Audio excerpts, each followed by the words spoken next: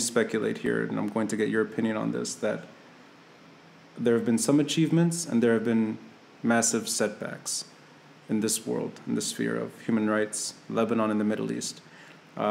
In your own humble assessment, the last decade and a half, since you really put yourself into this world and now you're still pursuing it in Paris, can you point to signs of progress, and can you actually say that these are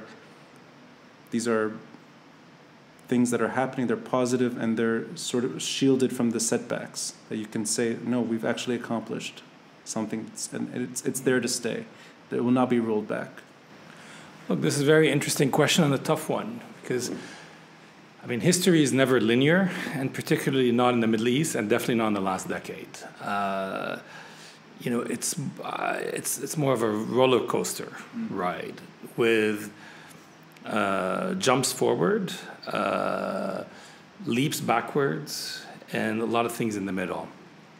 What I think, you know, looking back, and maybe I'll talk more about Lebanon for a second, there has been some progress. The level of awareness, the discourse has evolved compared to, I think, where we were in 2006 on a number of issues. I think, you know, for me, that era of 2006, I was working a lot on police torture. I was working a lot on repression of the LGBT community, working a lot on migrant domestic workers. And which are all still central issues. They're still central issues. Over these years, I've become convinced that change doesn't come easily. You have to take it. You have to take it, and you have to... I've been actually thinking a lot about this. You have to create there's a beautiful French term for it, convergence des luttes. Struggles have to converge. Yes. And, you know, I think when I started working on some of these issues, I tended to think of them as, okay, I'm working on police torture, I'm working on the conditions, you know, the rights of migrant domestic workers, trying to, you know, I remember organizing the first participation of migrant domestic workers at the Beirut Marathon at the time, and having the sort of the T-shirts and the energy, and so few migrant domestic workers were willing, because they were so afraid of the consequences of showing their faces. You know, 10 years later, and now this thing, it's on its own, people are doing amazing things, and they are actually protesting. Yes. It doesn't mean they have obtained their rights, but the fact that they are protesting, you know, without being afraid of showing their faces is a sign of progress. So in a way, you know, it's a frustration of the laws haven't changed, the police is still as corrupt, the police is still as abusive, but on the other hand, I think there is more awareness. I wouldn't say it's been just, it's been a cyclical movement with some progress, more awareness, new forms of mobilization. I also think increasing awareness that change will not come easy, and that you need to organize yourself for the long haul. But is that, what I'm getting from you is that the culture of fear is gone? That if somebody feels that their rights are being violated, they're more eager or more willing to now express that and demand accountability. Maybe the actual policies have not changed, but citizenry is more, there's more expectation in the last 13, 14 years. Again, like most things in Lebanon, it's complicated. I think, yes, we have seen new forms of mobilization. We have seen people who would not have expressed themselves before expressing themselves. So yes, that's the sort of positive side of the story. But I've also been very worried, particularly in the last year and a half. We are seeing a return to more, I would say, repressive practices. Yes.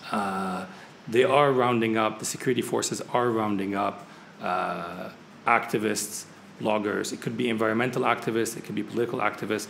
They prevented this year the holding LGBT rally or conference. There is so I think while people are expressing themselves more, the conservative, sectarian, militarized, complex, the military-industrial complex à la Libanaise, at the Lebanese version, is asserting itself again. Now, You know, so you're comparing it now, I'm guessing, to the pre-2005 years when you're saying except it's at a different format, right? Because I think pre-2005 and I think it was a mistake, but I mean there was a Syrian presence. Yes. Okay. Clearly the repressive nature of the politics, though, of the Syrian presence happened through a lot of local allies, but there was this sense of, okay, there is someone external, even though I think it was maybe a naive and oversimplified way of looking at things. I think today power in a way is more diffuse, and the challenges, the way Lebanese society is having to face its own accumulated problems over decades. You know, what we are dealing with today is a direct legacy to the end of the Civil War. It is a direct legacy of the unaccountable culture of the militiamen who traded their fatigues for quote-unquote respectable suits. We're paying the price of a economic model where basically, you know, we always talk about free enterprise in Lebanon. I actually think it's bullshit. What you have is a private sector that has had to grow in large part around sort of this political class to be able to exist because of the rampant corruption that exists. And in a way, I think we are paying the price of that accumulation. It's true that in 2005, there was a big hope and a big dream for change. I think but it was short-lived. But maybe I think if you ask me today where I see the system going, as I think this is the current system that dominates Lebanon, for me, is doomed. It cannot reinvent itself. It has hit its limits. It's unable to deal with the country's problems. It's unable to present an economic vision. It's unable to reform itself. It doesn't mean that we know when the expiry date is on it, because it remains quite strong. It's quite adaptable. It is able to, and it's basically consuming the country's resources, human and natural, to the last bit. And the challenge for me in Lebanon today is we're unable yet to see what tomorrow could look like, even though we all know that today in the current system, for me, is not sustainable. So there's two things I want to unpack here. The lack of progress on many things, whether it's human rights or any accountability, any form of accountability, you draw it to the inability to move from civil war mindset. So 29, 30 years post-Civil War, we are still operating in that framework. Did I get that right? Of course. I mean, look, take a very clear example. What happened, the incident that happened in the Shuf. Yeah. If anyone would go through and pick on the rhetoric that was used, pick on everything about that incident, and tell me this is not the language and the heritage of the Civil War. There is a level of violence that is still contained in Lebanese society, that is entertained by the political class, that has even actually, in a way, even because it's been actually so long, that has been passed to a new generation that was born and came of age after the Civil War, that I actually think is terrifying. And we have not even begun unpacking things. So yes, I'm definitely saying we are, in a way, we were unable. If you ask me, for me, the promise of 2005 was to say, okay, we no longer have external excuses. We're going to finally be able to start tackling our long-standing issues. You know, to me, and that promise was not fulfilled. So before getting to the other issue, what you just said right now, I always associate these things with 2005. Less the politics, more the accountability. That there was a demand for a normal state that doesn't abuse its citizens. And I think it's almost a bare minimum expectation for decency and good governance. So I always think of that as the spirit behind 2005, the events leading up to 2005. Less to do with what happened after, more to do with these issues. The second point I wanted to get at was you mentioned the strength of this system that Lebanon inherited, and it's persistent from its independence, pre-independence until today. And you say it's doomed.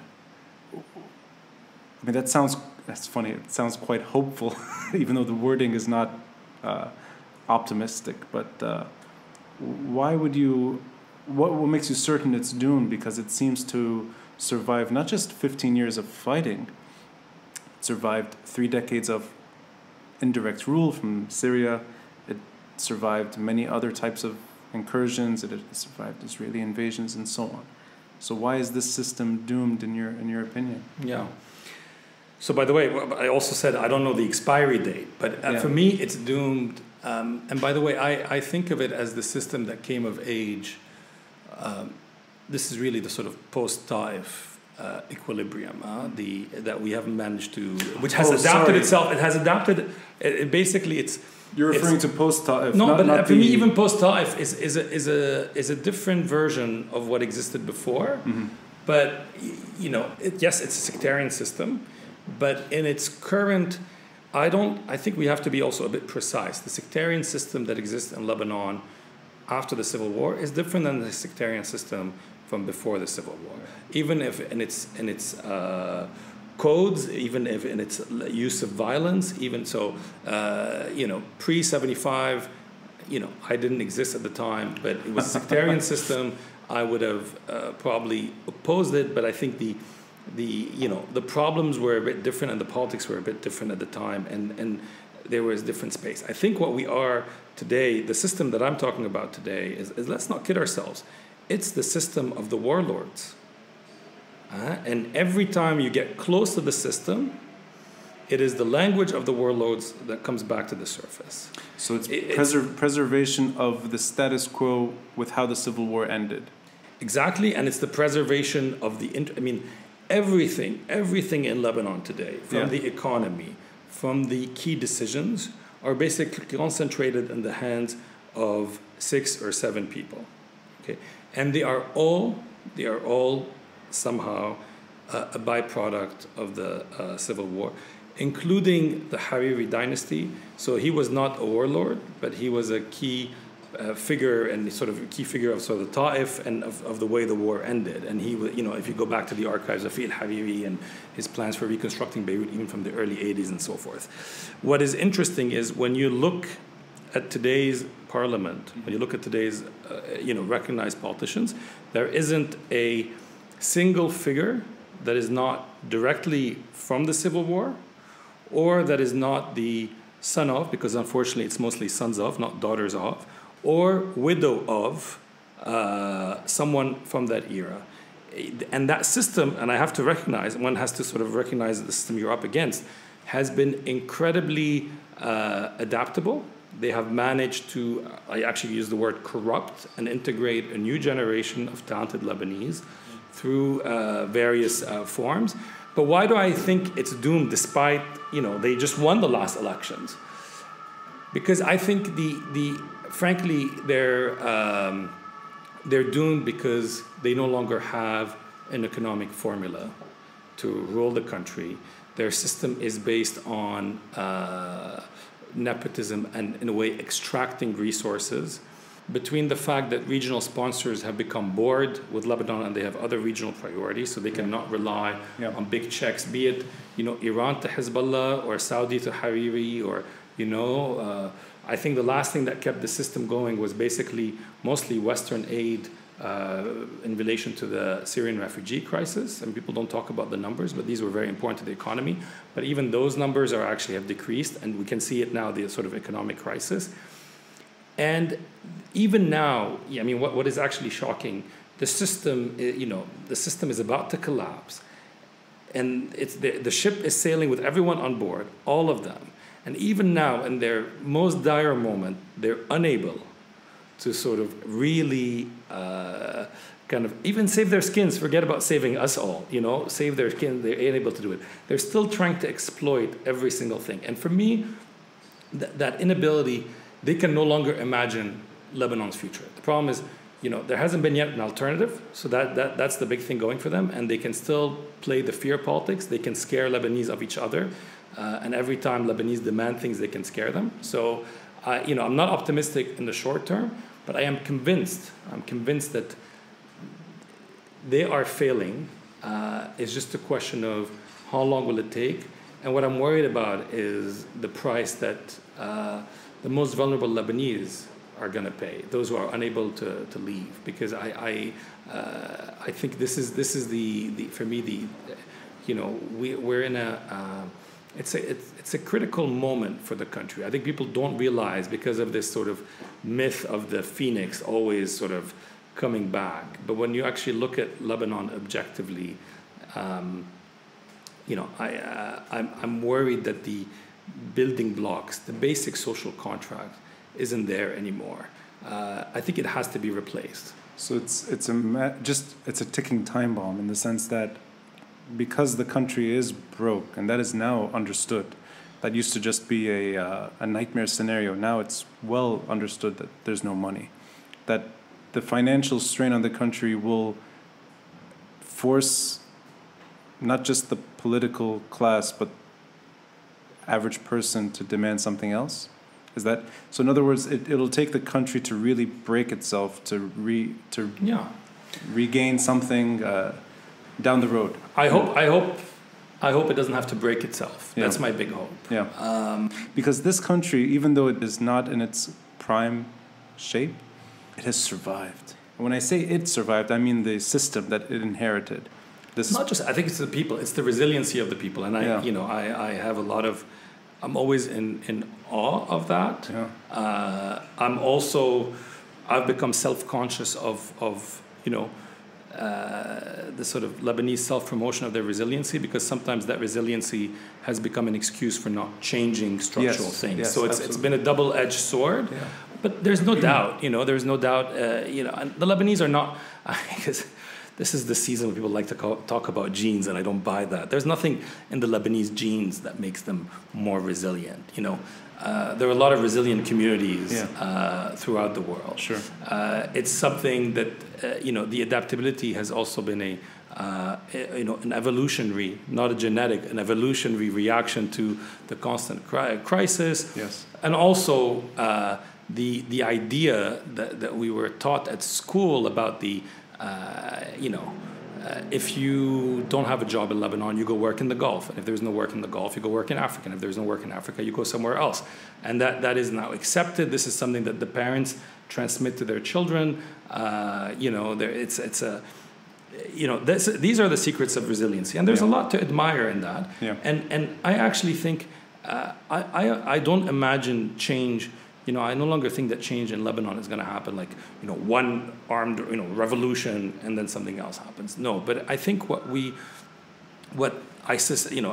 one should be predicting things in the Middle East, let alone Lebanon. It's impossible. But those are wise words. I think having said that, when I think about Lebanon and the inability of the state to basically, what is it now, 29 years after the war, at the end of the war, still unable to provide electricity, still unable to provide water. We have now passed twice as long as the war itself. Exactly, and in a way we are the destruction of Lebanon in the supposedly post-war peaceful economy. I would actually argue has probably been more destructive to Lebanon and to Lebanon's environment than the 15-year horrible war. But I think. When I go back to this term, convergence of struggles. In Lebanon, there are so many struggles today. The problem is they're all divided. Yeah. And it's only if these struggles come a bit more together can we start imagining what an alternative would look like. Yeah. I don't have the answer. No, but that is a subject definitely we need to tackle, because I think that exposes two things: the uniqueness of Lebanon, and also that it's not special in very important ways. We'll jump into that. I want to get a sense about you, because you are a fearless person in times of fear. I mean, you are part of Human Rights Watch, and you're working in the field. You're building up your career at a time of people were being killed for expressing their views. I mean, you were visible. And I want to just sort of get back to your own story a bit and what brought you into this world.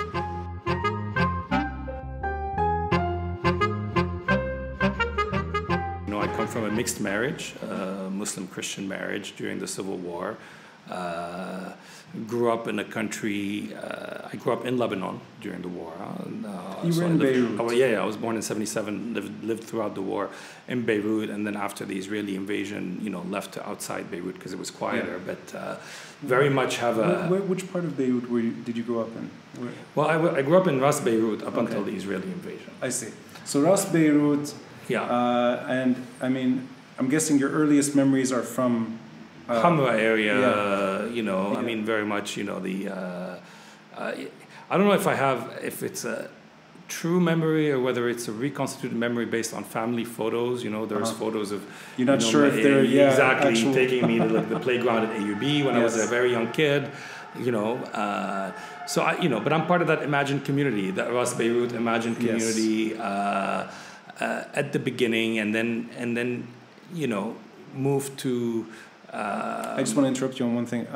A lot of people I've met when I started doing these episodes have a fondness of Ras Beirut for many reasons, and that's one of them. That it's that there's an anomaly where people, the diversity there is so unique, and everyone's on the same playing field. So the expectations are almost they're accelerated. That this is the norm, or this should be the norm. But anyway, sorry, I interrupted you. No, I think the even in times of war, you're talking about Ras Beirut. You're in talking times about of war, and definitely. Civil War. It's again, not, and I would say I without falling into the folklore of it as well, but I think it is true, and I also think Beirut. I always think of Beirut as sort of the last Levantine city. This coexistent, and I actually like the word Levantine. Mm-hmm. I think you used to find it. My grandparents lived in Alexandria for a while in Cairo. It existed at a certain amount. There were some cities in Turkey as well. There was a sense of coexistence. And after we left West Beirut with the Israeli invasion, my grandmother lived in Ashrafiyya, and we lived in Ashrafiyya for a while. Okay, and so you grew up on both sides. I grew up on both sides. Yeah. And I lived in Ma'am Khayl before Ma'am Khayl was hip at the time. Oh, wow! And where there's that big Beirut Houry building now, there used to be a vegetable market. I remember my grandmother used to buy her vegetable from a Shia vegetable seller.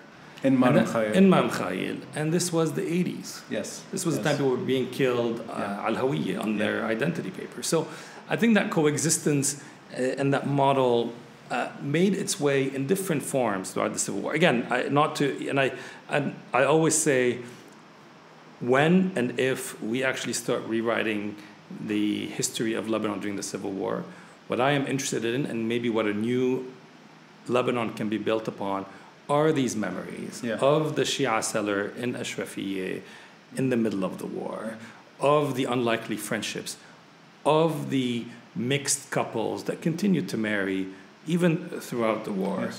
These examples existed. Were they dominant? Were they dominant discourse? No, but I think these were the ordinary forms of resistance for which maybe we as Lebanese today can begin to build on a better heritage than the one that we are building on right now, which for me is the heritage of the warlords.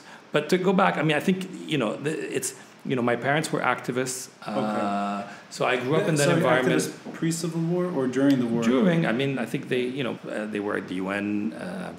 I started my career actually as a corporate lawyer in New York. Oh, there we go. Now that you just killed the whole romantic story. It's not a romance. In a way, again, there's no romance. I knew I didn't want to, it was sort of an opportunity. And I remember, I always say the experience of being a corporate lawyer in New York was very good because it demystified financial rewards and money for me from a very early age.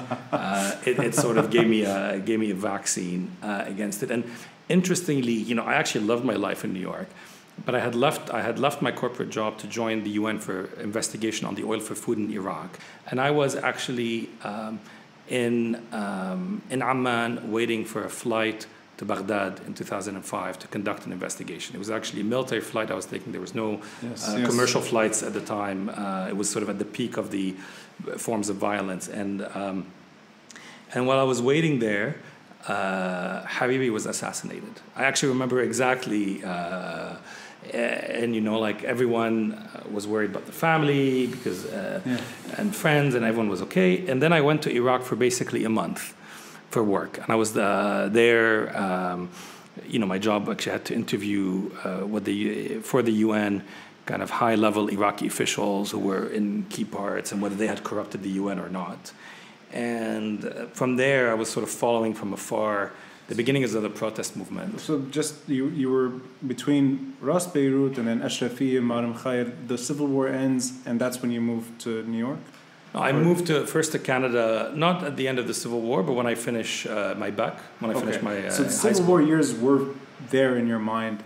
It's not, I mean, you remember it clearly. I remember it clearly, but like I think if you talk to a lot of people from our generation, the memory of the war did not fully, I wasn't traumatized by the war. Yes. Did it affect me? Of course, and maybe I would add something.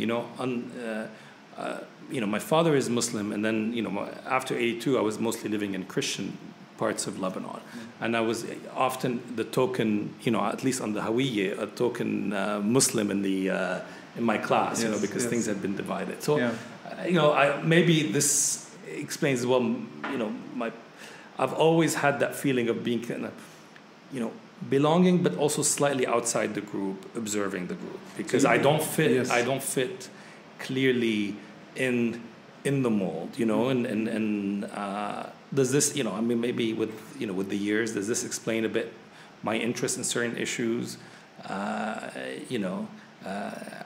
Even though my last name is a Sunni family from Beirut, but I'm not really, kind of your Sunni from Beirut. My mother is Christian, but on the other hand, East Beiruti and a West Beiruti. I'm an East Beiruti and a West Beiruti, and in a way, at one point we moved to the Matan with weekends in East Beirut during the war. So it's not that unique, and I don't like. And when I think about my friendships today, I have so many, with my Lebanese friends.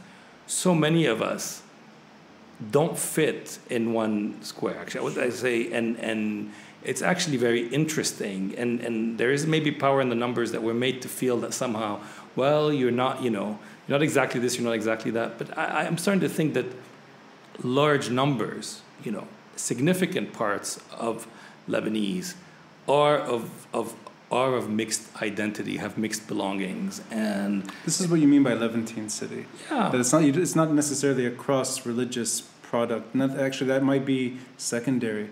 It's more everything else. And so it's exposed. It's a way of living. It's a way of how you manage diversity and how we can have overlapping identities. Yeah. And I hate it when the current crop of leaders try to peel that away, and it's actually been amazing that what I still love about Beirut is that there are still these layers of, diversity and tolerance across all communities, and you can find them, in different places that people are negotiating on a day-to-day basis. But look, and then I came of age, again, like a lot of people in my generation.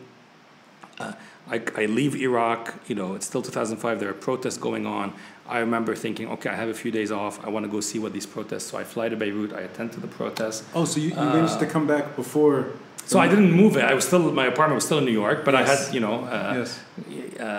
one can thank the UN system for their rest and recreation after, you do a month in Iraq, you're allowed for a few days to R&R, as they say. So this is March of 2005? March, April, So you're watching. I went, I participated. participated, and I remember the energy, and I moved back to New York at the time, and I had finished my consultancy with the UN, and it was either going back to my old job as a corporate lawyer in New York and sort of my comfortable life in Manhattan, or doing something else. And I saw at the time Human Rights Watch was recruiting for a researcher for Lebanon and Syria, and they wanted someone to actually be based in Beirut and to set up their office there, and I applied, and as they say, kind of it was different. Interestingly, I landed in Beirut, I went back to Beirut to settle there in June of 2006. And, I wanted to work, I wanted to work on migrant domestic workers. I wanted to work on, freedom of expression issues. And 2 weeks after I move in, it's the war. And I ended up plunging and spent the next year basically documenting war crimes committed by the Israeli forces, use of cluster munitions, and and since that day there hasn't been a dull moment. first week of July 2006. I had started a master's degree in the States, and I was supposed to go to Beirut, I think, for a week or 10 days. And yeah, I got the same, ended up in Beirut, July, during the war. I ended up working at Zico House with a group called Salmidoun. Of course, I remember them, yes. And they were, I did not know that I did not care for the politics per se. I wasn't even aware of that these were far left advocates. It wasn't even on my mind at the time. I just saw a sign saying, if volunteering, come join Zico House. Go join Salmidoun. And I ended up with Oxfam for a month, distributing hygiene kits to the schools. And this is, we had over 1 million internally displaced, yeah. And I remember running into many people that almost, you could sense it, that it was a terrible, terrible month to be in Beirut, to be in Lebanon. But you could also sense that there was a real passion to make sure that this does not turn into something worse. And the openness, the willingness to take in 1 million displaced from the south into Beirut without even thinking about it. It did not matter if their allegiance was with Hezbollah or not. And it's only 13 years ago. It's remarkable that today, 2019, put Lebanon in the same situation. I think that would be a tinderbox for a civil war. And sorry, maybe too pessimistic. No, it's not. But I think what's interesting, I want to be a bit more optimistic. You mentioned Salmidoun because I remember meeting them. They were in the Sanaya Garden. And I remember walking into Zico House. You may have crossed paths there at the time. I was working on documenting. Garden in the back, and we were all every day you'd meet and but join. For me, Salmidoun, and again now, sort of in hindsight, as we sort of look back, these form of horizontal, non-hierarchical movements, which we saw a lot of in the Arab world after 2011, we continue to see of. These were the early signs that something is different. There are new forms of social mobilization, and I'm actually fascinated by these movements. And this was a natural, grassroots, ground-up movement. There was no politics involved. There was politics, but they're not politics as we traditionally understand them. It wasn't the Communist Party of Lebanon delegating this group. They may have been communists or anarchists, whatever you want to call them, left-wing advocates. But it wasn't a Zaim telling them go and work at Zico House. and they were coordinated and they were effective. Yes. And and it pulled in lots of people. If you go and look at some of the neighborhood groups that have been organizing today in Khartoum and Sudan, you'd actually find the same modes of operation. And I found the same modes of operation in the tansiqiyat that we saw in Syria, these, in a way, if you ask me the way forward, I'm very intrigued by these new movements that are not so new now. They've been around for more than a decade.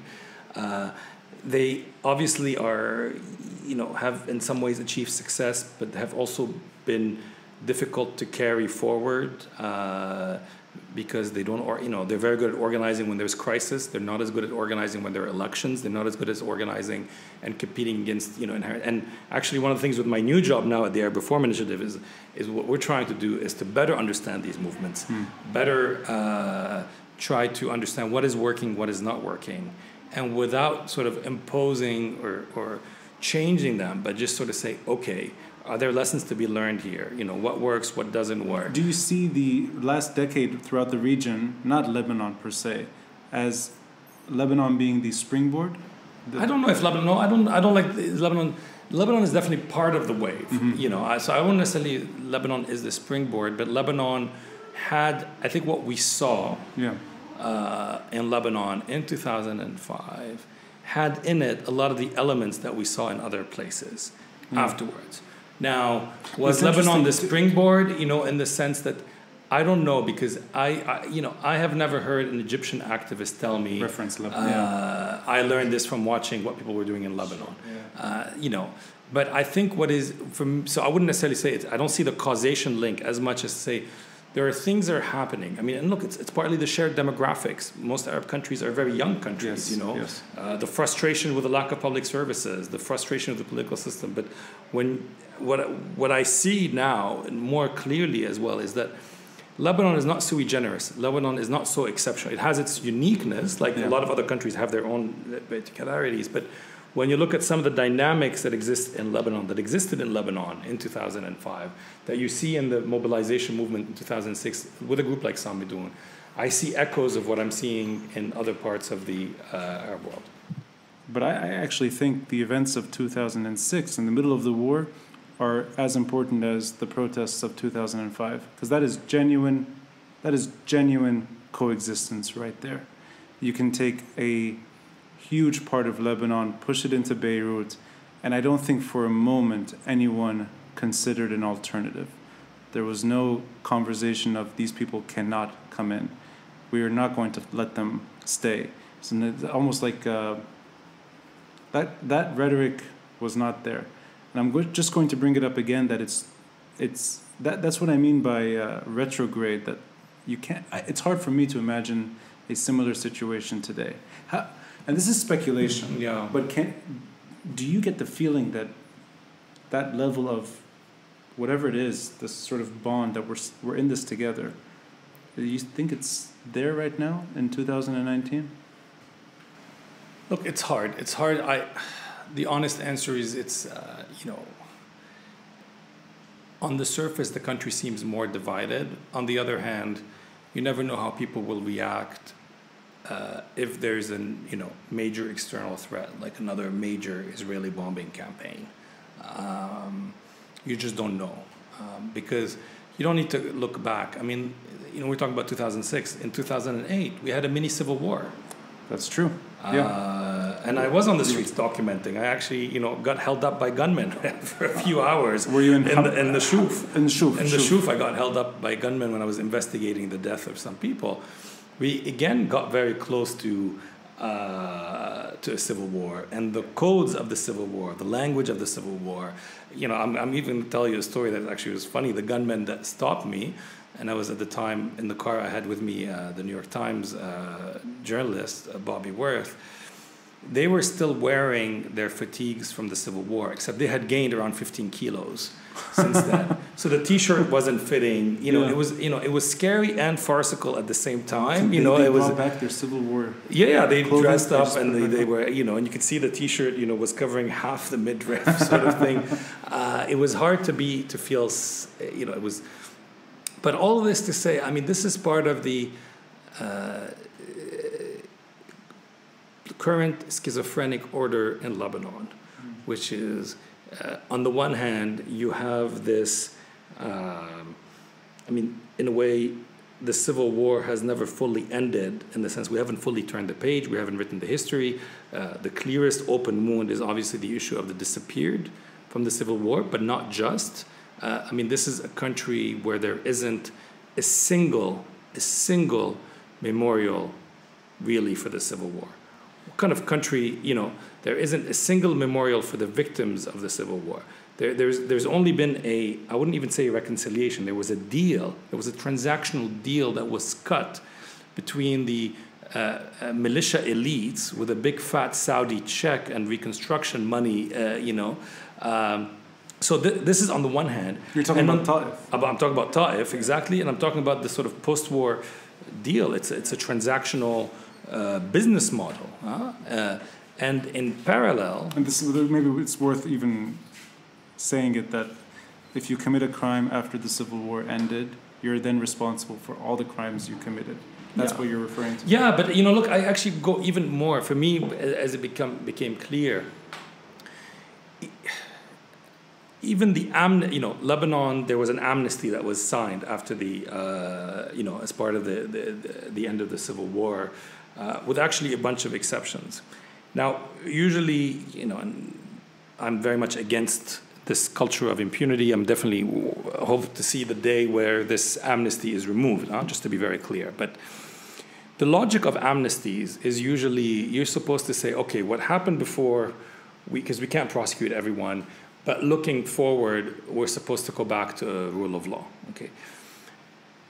I looked at that. There is not a single political crime in Lebanon committed after Ta'if, so after the amnesty, not a single political crime for which anyone has been prosecuted and held accountable.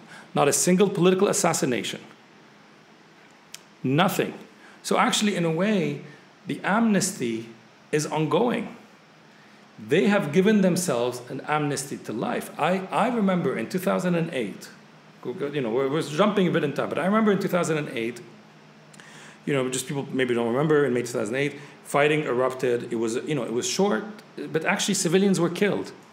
Civilians were caught in the crossfire, Ras al-Naba in Beirut. You had checkpoints springing up, you had roads blocked. People were actually killed. People were killed people were arrested, beaten up, and so forth. Media stations were closed down. And burned. There is no amnesty for what happened during that period. Okay, technically, people were murdered by gunmen. I mean, actually, the way the law would look at this, and I actually met many of the families of the victims because this was my job at the time with Human Rights Watch. If you were killed by a gunman in the streets of Ras al-Naba or Beirut anywhere or the Shuf or wherever, the way the law would look at this is someone committed murder and they should be prosecuted for murder. Now, deliberate, unintentional depends on the circumstances. And we're talking about the most basic. Yeah. I mean, justice. this is the basic. Yeah. I mean, this is a, and families at the beginning were very keen on justice, and then their own leaders told them, "Let it go." Okay, and to this day, not a single person, to my knowledge, was prosecuted for killing civilians. Okay, nothing. I mean, if we talk about all the political assassinations that happened, there's no amnesty that applies to them. No one's been investigated. So this is what I mean by so even the amnesty in Lebanon, they passed an amnesty, but they didn't even respect the logic of their own amnesty. And we are still going with it. This is the problem. People are still going with it. And it is just, for me, this is intolerable. I've never heard it this way, that you're drawing the line between 1989, Ta'if, and the string of assassinations and brief war in 2008. I've never really heard it described that way. So in a way, it's a structural thing that Ta'if allows for these events to take place. And it allows it because the political establishment that inherited Lebanon after the civil war is more willing to let violence slide than sort of have retribution or payback. Because what you're saying is really let it go, meaning the other side, we're not going to bother them right now. Leave them alone. It doesn't matter if your son was killed or your father or your wife. Ta'if is more important than you. I'm going to go even further. Okay. It's not that the system says let it go. They live off that system because each side has committed violence. So all parties in Lebanon are willing to use that logic in a way, and it's a logic because they know they can use it with impunity because no one holds them accountable to it. And they just enforce it. What they tell their followers is, forget about it. We will compensate you. We'll give you something symbolically, and sort of forget about it. And I think this is the tragedy, and this is what I mean that the legacy, and this is where I think we have failed so far. Because this is the struggle of human rights. You're there to document, and you're being taken away. You're stuck documenting, and you're unable to get to accountability. Right. This is, if you ask me, the biggest failure. My biggest frustration after 10 years of human rights activism in Lebanon is lack of accountability.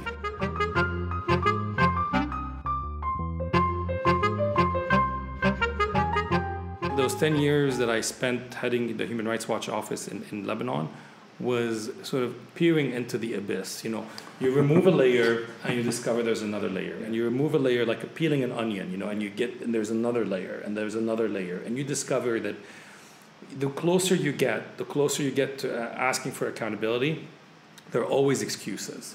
There are always excuses. They will all and those excuses, initially you hear them for political murders, political assassination. It's very hard because, how can we justify that we're having justice for this case?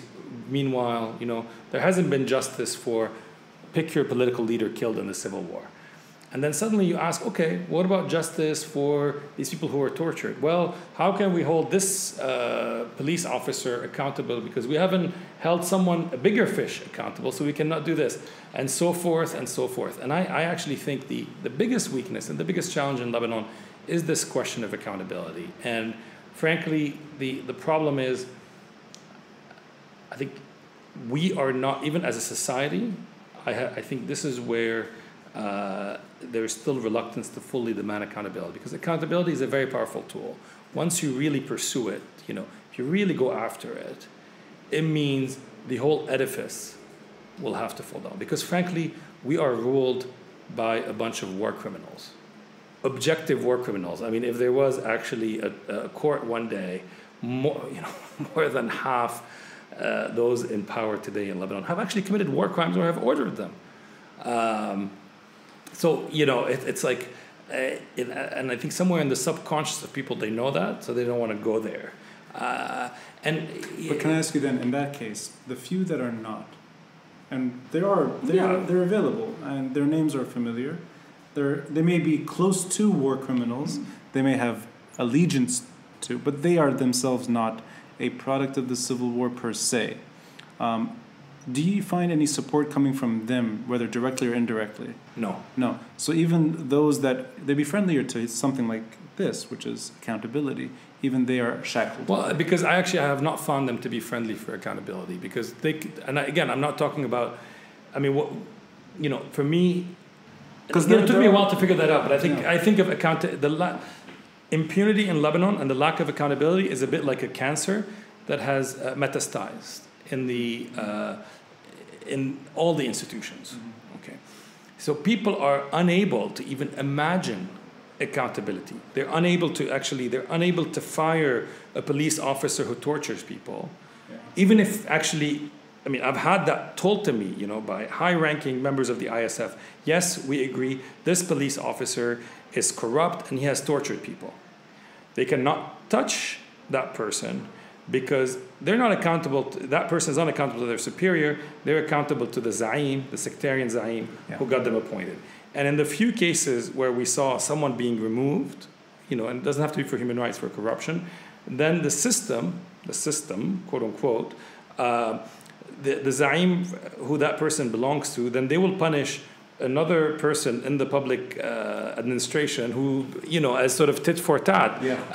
So the power sharing infrastructure is at its core two things. It allows someone like you to live on both sides of Beirut during times of crisis, and you're able to see these nice examples of pluralism and diversity going back to your childhood, and I'm sure even today. And at the same time, it's the cancer of Lebanon, which is you cannot have one community cleaning up its own mess for many reasons. One of them is, if you expect that, you're going to have to get everyone to clean up their own backyard, their own mess, and that will never happen. And that is the structure of Ta'if, that we don't need to be accountable. I'm trying to get the full picture here. Yes, it's lack of accountability, and it's lack of accountability within each community. Of course, because each community today is, in a way, if I pick on it's divided. It's actually organized in similar manners. Now the dynamics could be a bit different and so forth, but the power structures are very, very similar, and in a way the power that these feudal lords have. Really, it's the best way to understand Lebanon. Forget about sectarianism. It's a feudal system. Yeah. Okay. You want to access the system, you have to go through one of the feudal lords. Okay. Then you have a small even cloud. Human rights. Well, not actually. I was very lucky because I worked for an international organization. I was independent. I didn't have to actually, we didn't need them. Yes. We didn't need them. We were outside of that, and it was a privilege in a way. Yeah. But there are activists who are trying to break this. But what I mean is, you realize, and the system is, it used to be, back in the 90s, if you wanted to maybe access a public service, like access to a hospital for your elderly parent, if you don't have the means to go to a private hospital, you had to go through a zaim. You had to go through your feudal lord. Yeah. Now, as the years have progressed, and as the political economy of Lebanon has changed, not only do you need to go through your zaim to access public services, today you need to go through your zaim to actually get hired by a private company. Yeah. If you actually look at the statistics on hiring employees in the private sector around elections in Lebanon, look at that. It's fascinating. It's fascinating. Hiring goes up dramatically a few months before the elections. But this is not just hiring in the public sector, it's in the private sector. Because today, and we know these companies, these big companies, they're private sector companies. Yeah. But in a way, they exist because of their privileged ties to this leader or that leader. Not all of them, but a good chunk of the Lebanese economy. And as we go forward, it's actually becoming bigger and bigger. So the power of the feudal lords has now extended. They are the entry point now to being hired into the private sector. I mean, this is. So they are the system. They have. I mean, this is what I mean by it's a cancer that has metastasized. Yeah. It's a feudal system with sectarian overtones. But I'm convinced that if you want to understand the system at its basics today, it's a feudal system, and it actually has affected all communities without. And it's actually been very interesting to see the evolution of the Awnist movement. They have feudalized themselves.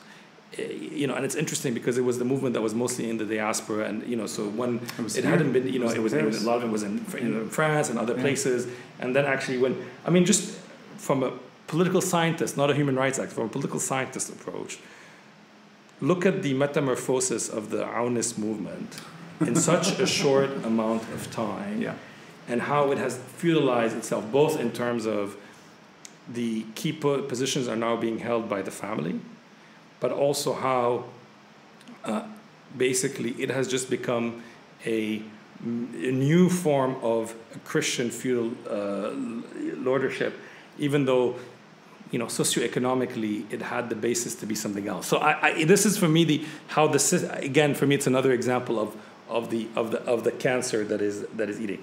I wish I knew how we get out of there. You're touching on something here. The what could have been an independent movement, because of the way Lebanon works, even that type of movement where its members were more independently minded, got sucked into the Lebanese framework. Yeah. And you're now, I'm getting this from you that you do have on occasion grassroots movements, whether it's Samidun or something much different, which is the Awnist movement, that there's just no breathing space for anything dramatically different. I think what is interesting, if you look at Samidun, if you look at other forms of horizontal movements that have emerged, the movements that emerged around the garbage crisis, and these things. So these movements, the system has succeeded so far. I mean, Samidun was not against an internal entity at the end, but in its forms of organization, the horizontality, the self-starting is actually very similar to what we saw in some of the other movements later on. What's actually interesting is these movements so far are trying to knock at the gates of power, are trying to imagine a different forms of politics. They're not fully succeeding so far. Yeah. But I think with each round, they're learning something. And I think this is going to be the most interesting aspect is, can you imagine different forms, can these forms of mobilization ultimately kind of threaten and undermine the current system, which I think in the last parliamentary elections we saw, while it may be very much weakened, and I remain convinced that it's unable to actually provide any future for Lebanon, is still very much able to mobilize its voters. So, but I'm getting into the. I know they're fundamentally different, and Aoun in Paris versus a a volunteer in Hamra during 2006. No, because also not just Aoun is also a product of the Lebanese civil war, and we have to keep that in mind. Sure, that is true. He's a general, and that's true. You're absolutely right. But I'm talking about somebody who may think independently, whether it's a grassroots movement or whether it's a political, whether it's an exile group, that they're not able to go beyond that. And this is what I was curious about earlier, the uniqueness of Lebanon, because let's go now to the Arab Reform Initiative. You're looking at the wider region, and from an amateur like myself who doesn't know too much about it, in a country like Tunisia doesn't have this type of internal sort of differences. You have a dictator who's thrown out. You have for lack of a better word, the birth pangs of democracy. And a decade later, Tunisia appears to be moving in the right direction. Appears to be. And now an independent voice can express themselves fully, and someone today is more likely to be able to bring about accountability. In a case like Lebanon, even though that, in my opinion, was the momentum behind March 14, that somebody in that situation in Martyrs Square in Beirut cannot reach the same destiny because of the way Lebanon works. I would say it's a different challenge. In a country like Tunisia or some of the other countries, for a long time, the state had the monopoly over violence. Okay, so when you would talk about accountability, it's actually harder to talk about it while that person is in power because they dominate you, and then when they're gone, it's a bit easier.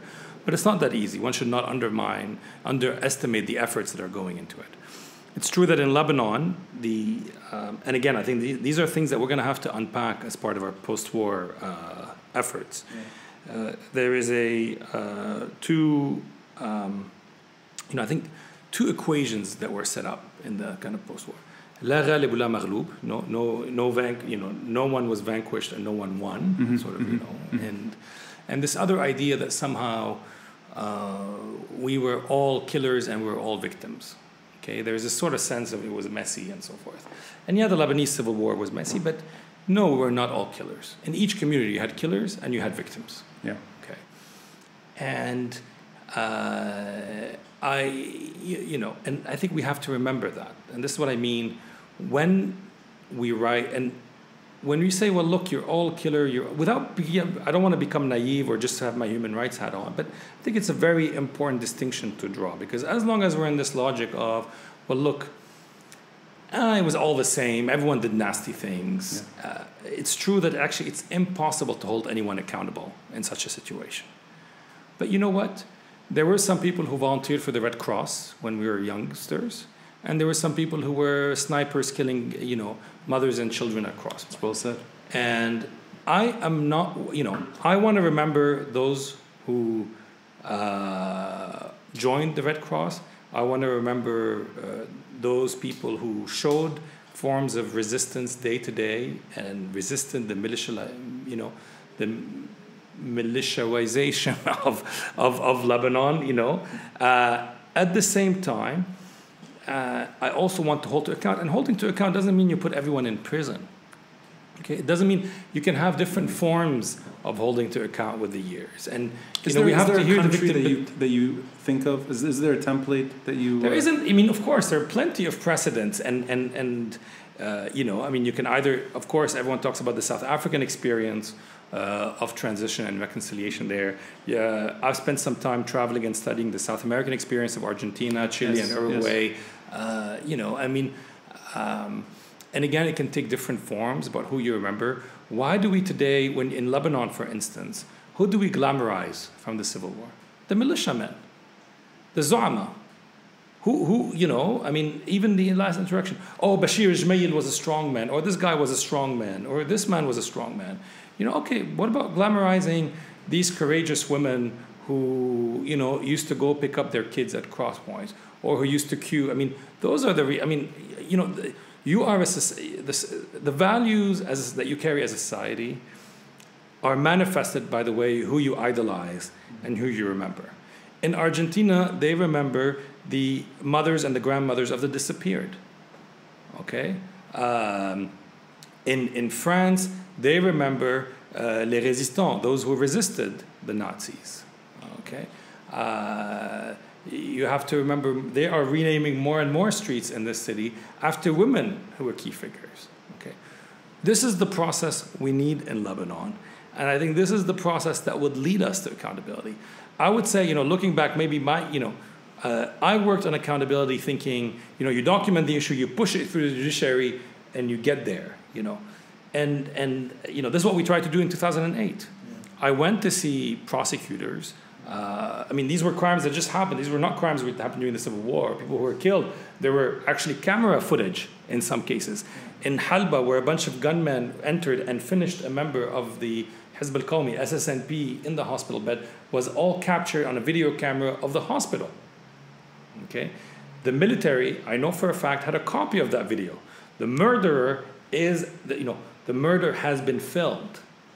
No one is troubled. And this is where I think maybe I was naive, doing my self-criticism, is for us to be able to build accountability for that murder in 2008, we have in a way to reimagine our society, tell stories differently, and stop glamorizing the murderers of the Civil War.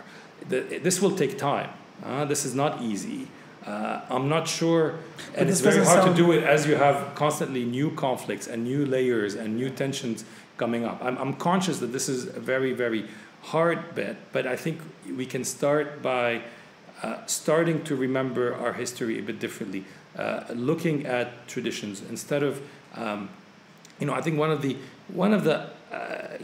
what I call as well the legacy of the Civil War in Lebanon. If someone succeeds in Lebanon, people rarely ask how they succeeded. It doesn't matter if you succeeded by doing hard work or if you succeeded by cheating. If someone succeeded by being corrupt, people say, "Hayda shatif." He's I don't know what is the right translation for shatif. He's wise. He's wise, or he's a willy. It's put forward as a positive thing, Yeah, it was a shady deal in Africa, or it was a shady deal in the Gulf countries, but he had the guts to do it. He had the guts to do that shady deal. Yes. Good for him, and he will be treated as a monsieur, as someone respectable in Lebanese society. Look, I think this is a profound. This is a society that the values have been corrupted. Now, can you draw from your parents' generation and your grandparents' generation that structurally things were healthier for the average citizen? Because 1950s, the glory years, right? 1960s, it's largely the grandparents of the current political class. So it's the same makeup in that sense. They're not fighting each other. There's no civil war, but there were periods of unrest. And 1958, there was a brief civil war. The 1960s were violent at times, and the early 1970s it may as well have been a civil war already beginning. Of course, you had an invasion already. You had the Israelis in South Lebanon. So is this something that's just...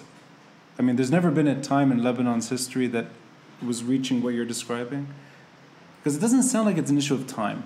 It doesn't sound like in 30 years we will forget the names of these people. On the contrary, it seems like in 30 years they will be as relevant as they are today. So it's not so much time; it's the hardware of the country. I don't. I hope you're wrong. But no, I think you're. Look, I think you ask. You have the traditional political elites that kind of controlled Lebanon after independence, right? You talk about the big families, these sorts of things, right? Yeah. Big families between quotation marks, huh? But in a way, they were the feudal lords. Yes. Jumblats were literally, and the Arslan were literally feudal lords. Sure. But even if you look at the non-feudal structures, you had sort of the Slams were a very important family. They were these were the wujaha, the notables. In the urban setting, you may not have had feudal lords, but you had notables. So it's interesting that Lebanon only produced two types of elites. There's the traditional elites that have sort of managed to stay, and then you have the generation of the Civil War. But what's actually been interesting to look at is how that the generation of elites that emerged during this, Nadim Houry, Hezbollah leaders, Nasrallah, and others. So they are the ones who kind of emerged by the power of the gun, so to speak. Those ones, to a certain extent, are becoming feudalized themselves. Right. So when you think about the Aunis, it's all about the son-in-law. The son-in-laws, I should say, both son-in-laws. When you think about Nadim Houry, the big discussion in the Amal movement is the succession plan. Right, and he's reaching 80 years old now. What's the succession plan and who's going to be in charge? So even the ones that have emerged that were not feudal are becoming feudalized, and they are setting the sort of laying the groundwork for their descendants. But to kind of, I think, was it better before? I honestly don't know. We all hear stories. We hear stories about the golden age, about about taking the tramway to go to watch the movies and how great it was. And I know human rights in general was not a major discussion in those years anyway. Not just, of course, the Middle East, anywhere in the world. And of course, you had a lot of inequality. So let's not kid ourselves. Yeah. I mean, the belts of poverty. There were the Palestinians who were marginalized. We also had the urban poverty belts, which were basically the Shias who were completely excluded. And they were very poor. I mean, again, I think the history of Lebanon, there's probably been, what people say is there's been the one experience of sort of state building under Shahab. Now, what I've always found fascinating about the Shahabist experience is, had I been alive and a human rights activist, I probably would have been writing reports about the torture committed by the military intelligence, what they used to call the Deuxième Bureau. But because this was, let's not kid ourselves. This was a repressive system. But at the same time, one has to recognize it was the only experience in Lebanon in terms of attempts at state building. And to this day, the few institutions we have that are still standing are from that era. Yeah, and some of the few urban planning documents that we still have are still from that era. It's like we have had wasted decades since then.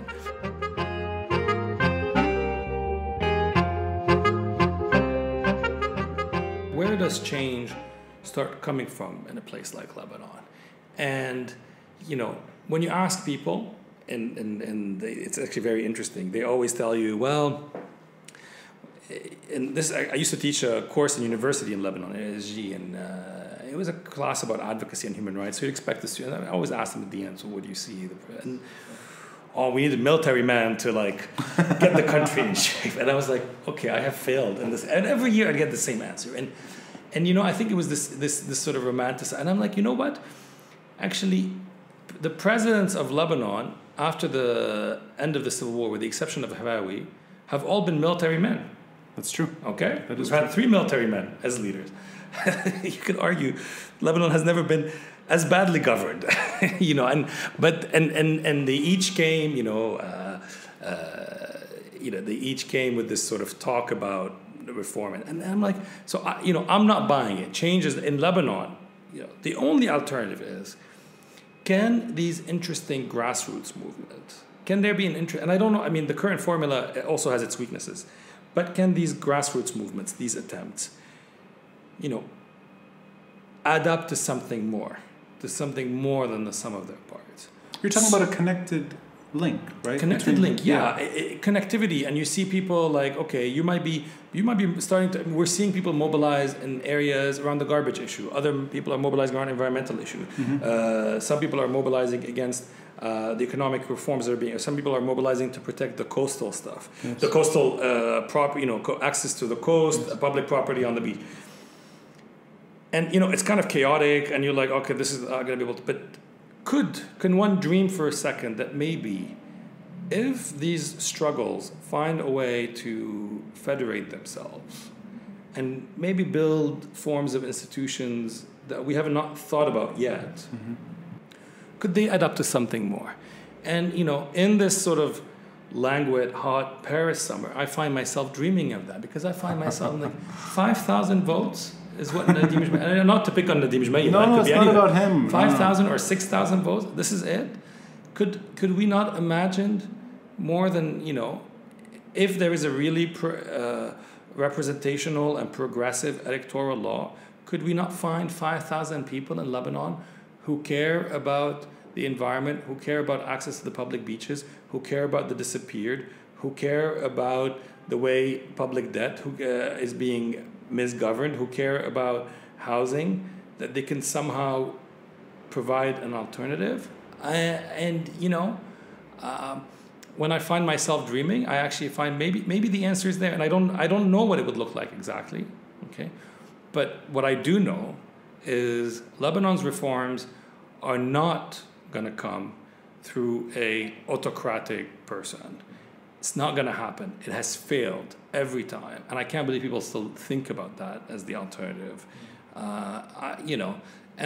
So maybe, to kind of close the loop, maybe that's Samidou an example in that, in a daunting moment for Lebanon, it sort of was hinting at what an answer could be. Again, it's not the full answer. I don't want to be completely naive either, right? You don't govern just on that, but that this sense of, maybe we need to be rethinking politics in Lebanon in a deeper way. And I think the human rights movement has, a lot to contribute. I sometimes hear criticism about the NGOization of the human rights movement. I think there are some valid criticisms in it. I take that on board. But on the other hand, I think if you step back for a second and you look at the human rights movement in its various forms, in its feminist form and its pure human rights form, and all its different, I think it has succeeded in starting to find a common language for some of these causes. So when I hear today a very interesting movement in the Palestinian camps in Lebanon, the youth of the Palestinian camps are protesting against discriminatory policies against them in labor law. They are protesting, of course, as Palestinians who are marginalized, but also around their basic human rights to live in dignity. And when you hear what the retired military in front of, in the recent protests for some of the new budgetary measures that will cut their retirement, they're talking about their need to live in dignity. And when you hear about people protesting on the garbage crisis, they're saying, we want our children to live in healthy environments. We don't want to be we don't know what air our children are breathing. So maybe, I think this is where maybe the contribution of the human rights movement could be in helping imagining part of the language that can start uniting these people. I would just add to it. I think what we need to add is, I think the human rights movement and the human rights discourse is very important, very essential. But it's also, it's very good at capturing the individual and individual rights. Yes, that's You need true. to supplement that. You need to supplement that with a vision for a community. Yeah. Okay, and and I think this is where I'm hoping some of these more recent movements can explore a bit more. You need to create a sense of community, and I think this is where it has failed. Samidou created an amazing sense of community in the summer of 2006. Has that community gone after? The protest movement around the garbage crisis created an amazing sense of community. Has that survived? And I think for me, to go back to my current job, if I have the luxury, I will have to see to hire people to think about these issues, and maybe myself spend some time, digging and trying to understand, and maybe it's a big maybe. Maybe this might provide some clues to a way to think about a different future. So your current work here in Paris, the Arab Reform Initiative, is focusing on this, the connections, the connectivity on a much larger scale. Yeah, so I think our main mission is how do you promote real reforms in the region so that you can have diverse societies that are more equitable, that are more respectful of the environment. You are taking Ras Beirut and spreading it throughout the region. You're taking your childhood, which was relatively normal in an area that was completely abnormal.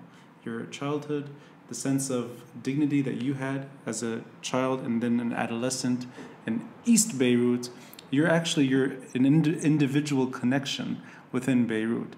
You are, and you're taking Ras Beirut now and you're applying it to the region, which I think is, at its core, it's what you represent to Lebanon and the region, which is people that can find common understanding on issues that are very, very apolitical. This is not about allegiance to a certain man or a certain ideology. This is about bare minimum dignity. And that's, I think, at the core of your message here, which is Lebanon is not special, but we are as deserving as anyone in the region of these things, whether it's Palestinians in Lebanon, Syrians in Lebanon, whether or Lebanese in Lebanon, Lebanon. It's everyone. And I think look, I've never thought of it. I have to think about it, about but if Ras Beirut is a model, why not? Because the community, Ras Beirut had a lot going for it. And again, that's particularly before during the war. It's not particularly before they built all these horrible buildings that have actually shut the air and the sun from we're talking about urbanism here, and the sea. But look, I think people sometimes tend to think of the Arab region or the Arab world today as very static. I actually think it's incredibly dynamic. There's a search and for answers, for things, and for models. And maybe I do see it that the challenge, as I see it, is we know that the current models have failed across. You can take the sort of Ba'athist model of Iraq, Syria. You can take the sort of chaotic, feudal model of Lebanon. You can take the autocratic. You can take the monarchies of these models, in a way, have failed at different levels, right? And I think there is if you talk to when you do these opinion surveys with the youth, words, they have actually emptied words of nationalism. They mean nothing anymore. Right? They've used them so much as slogans, and so the idea of imagining, I think if I want to be a bit slightly arrogant and maybe slightly ambitious, but can we reimagine? I'm actually going to use the word politics. Can we reimagine social contract? Because for me, part of what we actually are going to struggle for here at the Arab Reform Initiative is to say, mobilizing against a hotel that occupies a public beach is political. This is political in the sense of this is the way you are expressing your active citizenship. And that is, to me, the true meaning of being political. Yes. And for us to succeed in getting rid of the feudal lords, we have to realize that politics is not something that the quote-unquote big of this world, talk about around cigars in dark rooms. And then the rest of us who are busy worrying about air quality for our children, access to the beaches, urban planning, public transportation. Oh, well, this is apolitical. No, this is political. We have to recognize this is political, and if we don't recognize that, we are bound to fail, because they will give us this little space. Oh yeah, I call them the sort of, oh yeah, you can make the street look a bit prettier. Okay, no, that's not what I'm talking about. I'm talking about how we're going to share the street. So in a way, I would say, if and it's not just, but I think if we need to redefine politics in the region and redefine it as a sense of, if you're an active citizen, then you are a political agent. And it's not reinventing the wheel. If you take, I've been living now in France for 3 months. People in my neighborhood here, and they have way less problems than what we face in Lebanon. They are mobilized for the neighborhood school. They are mobilized. Every week there is some petition in the neighborhood. Every week there is someone coming up with a new initiative. This is not identitarian or sectarian. No, and this is what our way of actually expressing our active citizenship. Yes. And actually, when you talk to them here, they definitely think of it as an extension of their politics. Mm-hmm. They definitely live it as an extension of their politics. Mm-hmm. The fact that they are recycling is an extension of their politics. Part of that politics, they get to exercise every 4 or 5 years when they go and vote. Yeah. But when you talk to people, they see it as they're being active citizens. They're being active political agents every day through their... And I think this is what we need to sort of recognize. The problem is, in a place like Lebanon, it's like, oh no, I'm not... people think of it as, oh, I'm only an active, political citizen every few years when they agree, when they give us that, that privilege of going voting, because they also get to decide. They ignore the constitution. They don't hold elections for years and years and years, and then they say, you know what I mean? Yeah. And that is the inherent, I think, struggle. And you're right. Maybe there is an inspiration. The region is so diverse, so rich in our diversity, and our, from one another, is a source of richness. For years, for decades, the autocratic regimes in the region, what they have tried to do is uniform us, impose a sort of a mold on everyone. This is what it means to be Iraqi. This is what it means to be Syrian. This is what it means to be Egyptian. Erasing history, erasing beautiful, rich histories in the process. Removing kind of the contradictions that we all have inside ourselves, our multiple identities, our multiple interests. And yeah, maybe Ras Beirut in its imagined, and how maybe we've lived it and how we've imagined it, is a form of resistance. Yes, maybe, I mean, it's definitely prettier than Saddam's Baghdad or Assad's Damascus or Gaddafi's Tripoli. And I think it is the balance between secular and sectarian that you're describing at its core. The Levantine city, a cosmopolitan, diverse entity where people do share space, but they are all equal, and there's no group that is more important, and there's no person that's above the rest. And I think I hold Ras Beirut dearly as well. I consider that part of Beirut home, even though I don't always live there. I'm not always there, but I still think of it as the shining example. We can say a lot of things, but Lebanon, and Beirut in particular, is a laboratory of ideas. We have to cherish that, and we have to test these things until we find something that actually works. And I have to say, I'm very excited. I mean, I don't feel far from Lebanon. I visit regularly. I read its news, like other Arab countries that I work on now, very closely. And I'm an optimist by nature. I think those that are most decent at their core and stick to truth as opposed to other means of persuasion, I think feel exactly the same way. And I learn a lot from these optimistic voices. Passion for hope, even when it's very hard to find it. Anyway, thank you, Nadim. Thank you.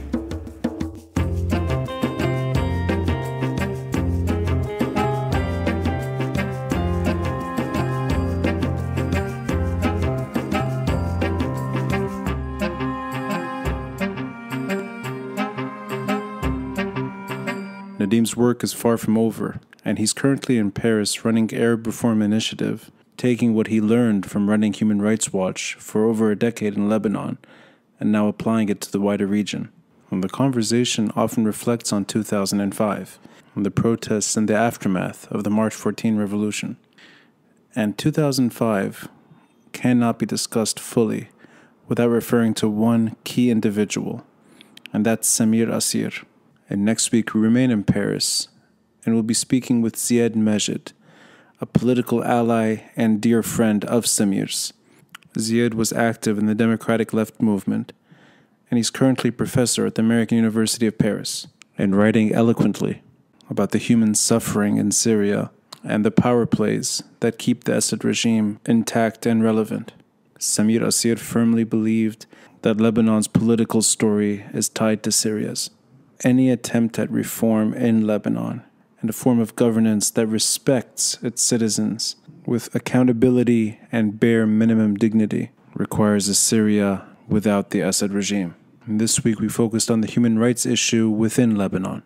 And next week we take it a step further and talk about citizenry and political activism and how they measure in a post-war Lebanon under direct or indirect rule from Syria. I'm Ronnie Shatah, and this is the Beirut Banyan.